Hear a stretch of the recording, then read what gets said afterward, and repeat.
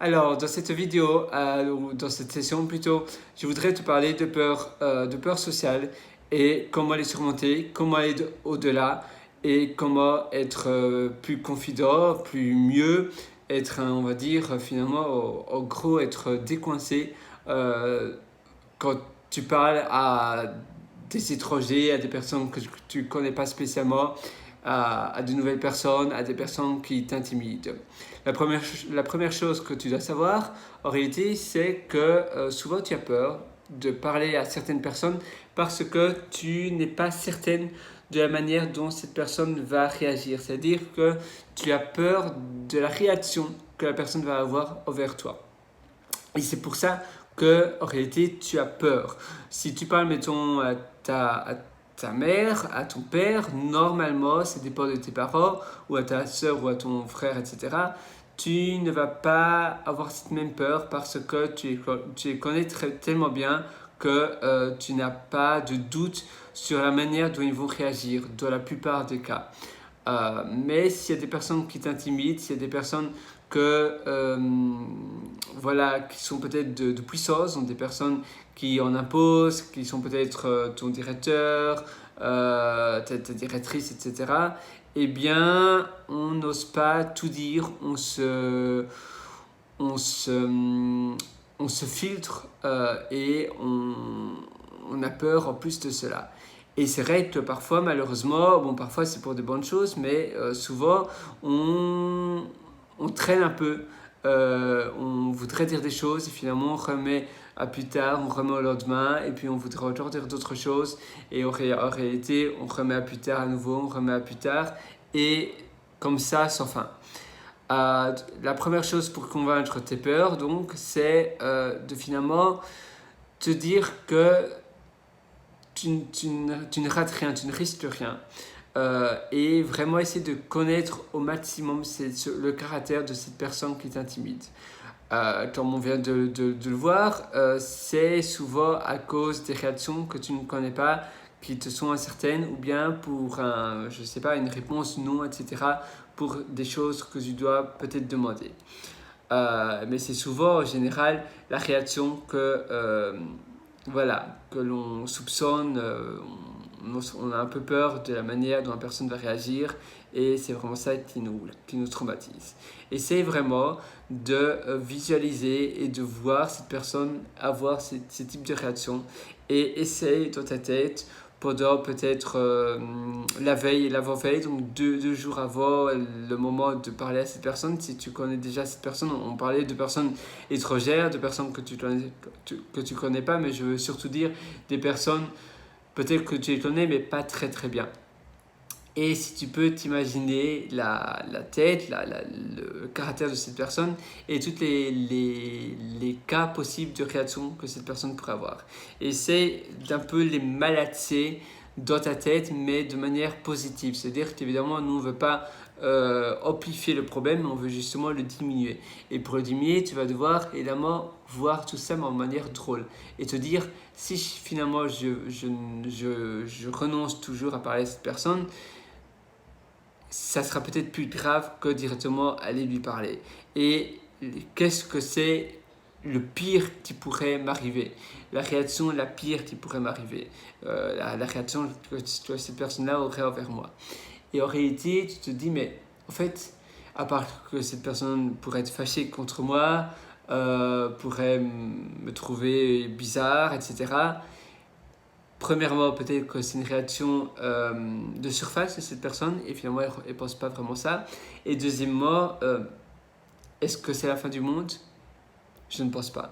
Est-ce que ça nuit à ton futur? En général, non. Est-ce que ça pourrait détruire ta personnalité ou ta vie actuelle? Normalement, non. Et donc finalement, si tu dois passer par là, eh bien tu dois passer par là. Même si ces réactions en effet peuvent être assez mauvaises, si ça peut te faire peur, eh bien dis-toi que finalement, voilà, dans tout ça, il n'y a pas énormément de choses où ça pourrait pas aller. Et je t'invite comme exercice à te filmer et à finalement penser, même si c'est une personne que tu veux parler, par exemple, on va dire, tu es timide, et même les personnes que tu n'en es pas maintenant, tu ne connais pas leur tête, etc. C'est peut-être demain, tu vas aller en boîte ou dans un bar, etc. et parler à des personnes que tu ne connais pas encore, ou peut-être à tes futurs collègues si tu vas avoir un entretien d'embauche, par exemple. Donc, tu ne connais pas du tout ces personnes, tu ne peux pas t'imaginer la tête, peu importe, mais essaie de te faire comme exercice le soir ou le matin, peu importe, mais 1 ou 2 journées avant, enregistre-toi en vidéo et pense à une personne qui t'intimide. La tête, le visage, le caractère d'une personne qui t'intimide et essaie de stimuler la réaction et, bien la communication, le talk que tu peux avoir avec cette personne. En te filmant. Et puis essaie de revisionner et imagine-toi en revisionnant, imagine-toi l'autre personne, la personne qui est supposée t'intimider, interagir avec toi. Et finalement, essaie de vraiment visualiser la scène et dis-toi, finalement, c'est pas si dramatique que ça. Et puis, tu peux aussi t'améliorer. Parce que peut-être à cause de l'intimidation que tu as, ton interaction ne sera pas super bonne. Et en préparant cela à l'avance, tu pourras essayer, penser et préparer d'autres scénarios possibles. Évidemment, essaie de ne pas en préparer trop parce que sinon, à nouveau, ça va te stresser davantage.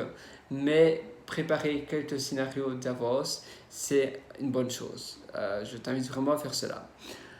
Et finalement, oui, dans le monde, il y a peu de choses qui font peur. Et finalement, les choses qui nous font peur sont, en réalité, on se rend compte que finalement, c'est un peu amusant que ça nous fait peur. Parce que en général, votre santé, votre vie n'est pas en danger.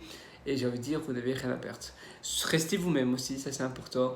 Reste toi-même et sois sûr de toi. Ça aussi, ça aide. Quand tu as peur comme ça, voilà, garde une posture bien droite, les épaules bien mises en arrière. Et tu peux même faire des incantations le matin devant ton miroir. Et dis-toi, voilà, je suis meilleur, je sais ça, tout va bien aller, etc. Moi, personnellement, ça ne fonctionne pas spécialement bien avec moi, mais je connais énormément de personnes où les incantations, les self-affirmation, donc les affirmations positives, fonctionnent très bien. Mais je pense que c'est vraiment lié à des personnalités et peut-être ma personnalité n'est pas assez adéquate pour cet exercice-là. Tu peux aussi faire des sortes de méditation ou des sortes de respiration, exercices de respiration, etc. Ça aide aussi énormément.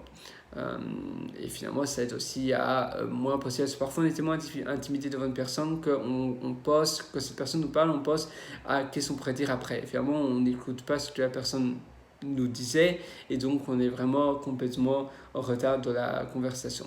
Ça peut être aussi peut-être tu as un entretien, un interview, etc. podcast avec quelqu'un, donc peut-être qu'il y a quelqu'un qui veut eh bien t'interviewer pour sa chaîne vidéo, son podcast audio, etc. Et ça t'intimide très fort parce que voilà, tu sais que tu vas être enregistré et il y aura peut-être 300 000 personnes qui vont t'écouter en live. Et en effet, c'est intimidant. À nouveau, prépare ça à l'avance et essaye de aussi bien connaître ton sujet. Et donc, il n'y a aucune raison que ça se passe mal. Voilà, c'est tout pour cette session. Je commence à être fatigué. Je vais bientôt aller au lit. En tout cas, j'espère vraiment que ça va t'aider. Et on se donne rendez-vous très bientôt pour une prochaine session. Allez, ciao!